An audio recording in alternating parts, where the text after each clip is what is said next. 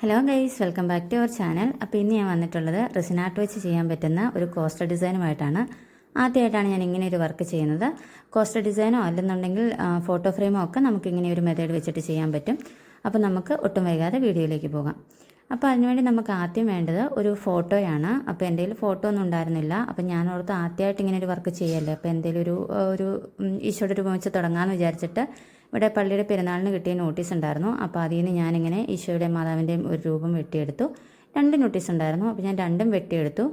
അപ്പോൾ ഇത് കട്ട് ചെയ്യുന്ന ടൈമിൽ എൻ്റെ മനസ്സിലെ വിചാരം എന്ന് വെച്ച് കഴിഞ്ഞാൽ 2ഉം വെട്ടിയെടുത്തിട്ട് അപ്പുറത്തോട്ടും ഇപ്പുറത്തോട്ടുമായിട്ട് ഒട്ടിക്കുക. അപ്പം നമ്മൾ ഈ ഒരു കോസ്റ്റർ ചെയ്യുമ്പം നമുക്ക് 2 വശത്തുനിന്നും ഈ രൂപം കാണാൻ പറ്റും. അങ്ങനെ ഒരു പ്ലാനിലായിരുന്നു ഞാൻ ഈ ഒരു രൂപം വെട്ടിയെടുത്തത്.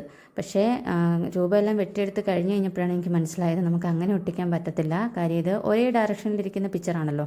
അപ്പം നമ്മൾ അപ്പുറത്തേക്കും ഇപ്പുറത്തേക്കും വെച്ച് ഒട്ടിച്ചാലും ഒരേ ഡയറക്ഷനിൽ കിട്ടത്തില്ല. അപ്പോൾ പിന്നെ അതുകൊണ്ട് കാര്യമില്ല. അപ്പോൾ പിന്നെ ഒരു രൂപം മാത്രം വെച്ചിട്ട് ചെയ്യാമെന്ന് വിചാരിച്ചു. ഈ ഒരു വീഡിയോ വന്നിട്ട് കംപ്ലീറ്റ്ലി ബിഗിനേഴ്സിന് വേണ്ടിയിട്ടുള്ളതാണ്. ഞാനും റെസിൻ ആർട്ട് വർക്ക് ചെയ്ത് പഠിക്കുന്നതേ ഉള്ളൂ. അപ്പം ഇതും റെസിൻ ആർട്ട് പഠിക്കാൻ ആഗ്രഹിക്കുന്നവർക്ക് വേണ്ടിയിട്ടുള്ള വളരെ ബിഗിനറായിട്ടുള്ളവർക്ക് വേണ്ടിയിട്ടുള്ള ഒരു വീഡിയോ ആണ്. അപ്പോൾ നേരത്തെ നമ്മൾ ഈ റെസിൻ ആർട്ട് വർക്ക് ചെയ്യാൻ ഉദ്ദേശിക്കുന്നവർക്ക് വേണ്ടിയിട്ടുള്ള ഒരു ബിഗിനേഴ്സ് ഫ്രണ്ട്ലി കിറ്റിൻ്റെ വീഡിയോ അൺബോക്സിങ് വീഡിയോ ചെയ്തിട്ടുണ്ടായിരുന്നല്ലോ. അപ്പോൾ ആ ഒരു സെറ്റിൻ്റെ കൂടെ നമുക്ക് കിട്ടിയിട്ടുണ്ടായിരുന്ന 4 ഇഞ്ച് കോസ്റ്റർ മോൾഡാണ് നമ്മൾ ഈ ഒരു വർക്കിന് വേണ്ടി യൂസ് ചെയ്യുന്നത്. അപ്പോൾ ഞാൻ ഈ നേരത്തെ വെട്ടിയെടുത്ത രൂപം അതിൻ്റെ ഷേപ്പിൽ ആ റൗണ്ട് ഷേപ്പിലൊന്ന് അഡ്ജസ്റ്റ് ചെയ്ത് വെച്ച് കൊടുത്തതിന് ശേഷം ആ ഷേപ്പിൽ ഒന്നുകൂടി ഒന്ന് കട്ട് ചെയ്തെടുക്കുകയാണ്. ഇനി നമ്മൾ ചെയ്യാൻ ഉദ്ദേശിക്കുന്ന മോൾഡ് നന്നായിട്ടൊന്ന് ക്ലീൻ ചെയ്തെടുക്കാം. അപ്പോൾ ഞാൻ ഈ ഒരു കോസ്റ്റർ മോൾഡ് സെല്ലോ ടേപ്പ് വെച്ചിട്ട് ഒന്ന് ജസ്റ്റ് സ്റ്റിക്ക് ചെയ്തിട്ട് പറിച്ചെടുക്കുകയാണ്. ഇങ്ങനെ ചെയ്യുമ്പോൾ നമുക്ക് ഏറ്റവും മൈന്യൂട്ടായിട്ടുള്ള പൊടി പോലും നമുക്കതിൽ നിന്ന് റിമൂവ് ചെയ്യാൻ വേണ്ടി സാധിക്കും. ഇനി നമുക്ക് ഈ ഒരു വർക്ക് ചെയ്യാൻ ആവശ്യമായിട്ടുള്ള റെസിൻ മിക്സ് ചെയ്തെടുക്കാം.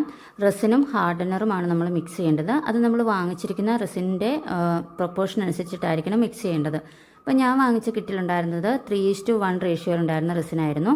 അപ്പോൾ അതുകൊണ്ട് ഒരു സ്പൂൺ എടുത്തിട്ട് അതിൽ 3 പ്രാവശ്യം റെസിനും അതുപോലെ തന്നെ 1 പ്രാവശ്യം ഹാർഡനറുമാണ് എടുക്കുന്നത്. എന്നിട്ട് അത് നന്നായിട്ടൊന്ന് മിക്സ് ചെയ്ത് കൊടുക്കണം. മിക്സ് ചെയ്യുമ്പോൾ ഒരിക്കലും വളരെ സ്പീഡിൽ മിക്സ് ചെയ്യരുത്, വളരെ സ്ലോ ആയിട്ട് വേണം മിക്സ് ചെയ്യാൻ വേണ്ടിയിട്ട്. അല്ലെന്നുണ്ടെങ്കിൽ അതിനകത്ത് ബബിൾസ് ഫോം ചെയ്യാൻ സാധ്യതയുണ്ട്. ബിഗിനേഴ്സ് ആയിട്ടുള്ളവർ എപ്പോഴും വളരെ കുറച്ച് ക്വാണ്ടിറ്റി മാത്രം മിക്സ് ചെയ്തെടുക്കണം. അല്ലെന്നുണ്ടെങ്കിൽ ഒരുപാട് റെസിൻ വേസ്റ്റ് ആയി പോകാനുള്ള സാധ്യതയുണ്ട്. ഇനി നമുക്ക് ഈ ഒരു കോസ്റ്ററിൻ്റെ ബാക്ക്ഗ്രൗണ്ട് ഒന്ന് സെറ്റ് ചെയ്യാൻ വേണ്ടിയിട്ട് കളർ മിക്സ് ചെയ്യണം. അപ്പോൾ ഞാൻ എടുത്തിരിക്കുന്ന ഫോട്ടോയ്ക്ക് യോജിച്ച തരത്തിൽ ഒരു ബ്ലൂ കളറാണ് ഞാനിതിന് മിക്സ് ചെയ്യാൻ ഉദ്ദേശിക്കുന്നത്. അപ്പോൾ അതിന് വേണ്ടിയിട്ട് നേരത്തെ മിക്സ് ചെയ്ത് വെച്ചിരിക്കുന്ന പ്യുവർ ആയിട്ടുള്ള റെസിൻ മിക്സ് ഒരു ചെറിയ പാത്രത്തിലേക്ക് മാറ്റി അതിലേക്കാണ് ഞാൻ കളർ ആഡ് ചെയ്യുന്നത്. എന്നിട്ട് കളർ മിക്സ് ചെയ്ത റെസിൻ നമ്മുടെ മോൾഡിലേക്കൊന്ന് ഒഴിച്ചു കൊടുക്കാം. അപ്പം മോൾഡ് എപ്പോഴും നമ്മൾ സമ ആയിട്ടുള്ള ഒരു പ്രതലത്തിൽ വെക്കണം. അല്ലെന്നുണ്ടെങ്കിൽ അത് ചെരിഞ്ഞൊക്കെ ഇരുന്നാൽ ആ ഭാഗത്തേക്ക് മാത്രം റെസിൻ കൂടുതൽ വരാനും അവിടെ ഒരു ഷേപ്പ് വ്യത്യാസം ഉണ്ടാവാനും ഒക്കെ ചാൻസ് ഉണ്ട്. അപ്പോൾ എപ്പോഴും നമ്മൾ റെസിൻ്റെ മോൾഡ് നേരെയുള്ള പ്രതലത്തിൽ വയ്ക്കാനായിട്ട് ശ്രദ്ധിക്കണം. ഈ ഒരു മോൾഡിലേക്ക് ഈ കളർ മിക്സ് ചെയ്ത് റെസിൻ ഒഴിച്ചു കൊടുത്തതിന് ശേഷം ഞാനതൊരു 3-4 മണിക്കൂർ നേരത്തേക്ക് ഒന്ന് ഡ്രൈ ആവാൻ വെക്കുകയാണ്. കാര്യം ഇതിലേക്കാണ് ഫോട്ടോ ആഡ് ചെയ്യേണ്ടത്. അപ്പോൾ ഫോട്ടോ ആഡ് ചെയ്യുമ്പം അതിന് ചെറിയ ഇളക്കമൊന്നും തട്ടി അതിൻ്റെ അലൈൻമെൻ്റ് ഒക്കെ ഒന്ന് മാറിപ്പോവാതിരിക്കാൻ വേണ്ടിയിട്ട് ഇത് ചെറുതായിട്ടൊന്ന് ട്രൈ ചെയ്യാൻ വെക്കുന്നുണ്ട്. പിന്നെ നമ്മൾ ഈ ഒരു വർക്ക് ചെയ്യാൻ വേണ്ടി എടുത്തിരിക്കുന്ന ഫോട്ടോ എന്ന് പറയുന്നത് ഒരു പോസ്റ്ററിൽ നിന്ന് കട്ട് ചെയ്തെടുത്തിരിക്കുന്ന ആയതുകൊണ്ട് തന്നെ അതിൻ്റെ പുറകിൽ കുറച്ച് ലെറ്റേഴ്സൊക്കെ കാണുന്നുണ്ടായിരുന്നു. അപ്പോൾ അതൊന്ന് ഹൈഡ് ചെയ്യുന്നതിന് വേണ്ടിയിട്ട് ഞാൻ സെയിം കളർ പെയിൻറ്റ് വെച്ചതിന് അതിൻ്റെ ബാക്ക്ഗ്രൗണ്ടിലൊന്ന് അപ്ലൈ ചെയ്ത് കൊടുക്കുന്നുണ്ട്.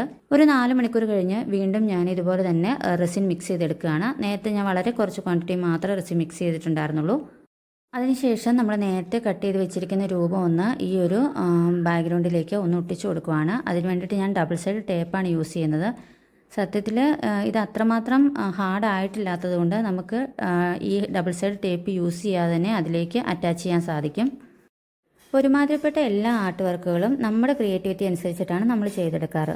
വളരെ ലിമിറ്റഡ് ആയിട്ടുള്ള കുറച്ച് റൂൾസ് മാത്രമേ ഓരോ ആർട്ട് ഫോമിനും ഉണ്ടാവാറുള്ളൂ. അതുപോലെ തന്നെയാണ് റെസിൻ ആർട്ട് എന്ന് പറയുന്നത്. നമ്മുടെ ക്രിയേറ്റിവിറ്റി അനുസരിച്ചിട്ട് നമുക്ക് ചെയ്തെടുക്കാം.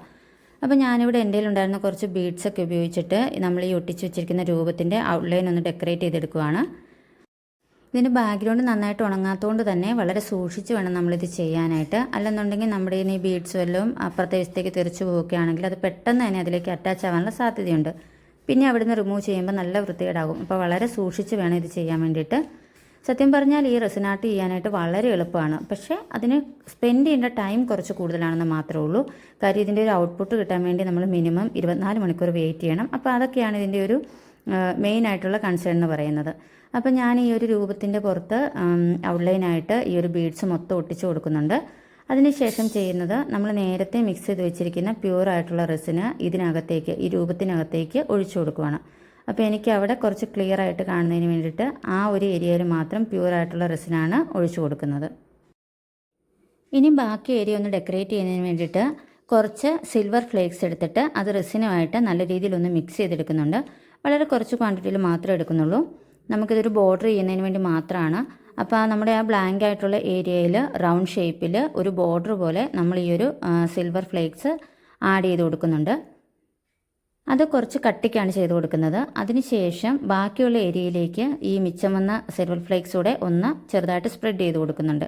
അപ്പോൾ അത് സ്പ്രെഡ് ചെയ്യാൻ ഒരു ഇച്ചിരി പാടായതുകൊണ്ട് ബാക്കിയുള്ള പ്യുവർ റെസിനും കൂടെ ഒഴിച്ചു കൊടുത്ത് മിക്സ് ചെയ്തിട്ടാണ് ആ ഒരു ഏരിയ നമ്മൾ ഡെക്കറേറ്റ് ചെയ്തെടുക്കുന്നത്.